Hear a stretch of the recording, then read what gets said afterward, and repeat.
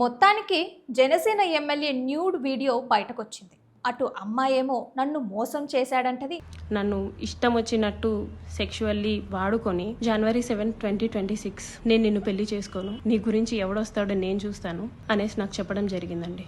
ఇటు ఎమ్మెల్యే ఏమో అది ఫేక్ వీడియో, ఏఐ వీడియో అని అంటాడు. అసలు ఇలాంటి తప్పులు ఒక్కసారిగా అయితే జరగవు.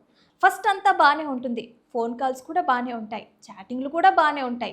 మెల్లమెల్లగా పర్సనల్ చాట్స్ స్టార్ట్ అవుతాయి. ఆ టైంలో ఏది కూడా తప్పనిపించదు, మాటలు పెరుగుతాయి, హద్దులు కూడా దాటుతారు. ఎక్కడో ఒక చోట రిలేషన్షిప్ అనేది బర్స్ట్ అవుతుంది. అయితే ఒకవైపు ఏమో బయటకు వస్తే నా పరువు పోతుందన్న భయం ఉంటుంది, ఇంకొక వైపు నువ్వేమైనా చేసుకో నాకు సంబంధం లేదన్న మొండితనం కనిపిస్తుంది. అంటే వెంటనే చేసుకున్న చాటింగ్లు, వీడియోలు, ఫోటోలు ఒకటాని తర్వాత ఒకటి మెల్లిమెల్లిగా బయటకు వచ్చేస్తుంటాయి.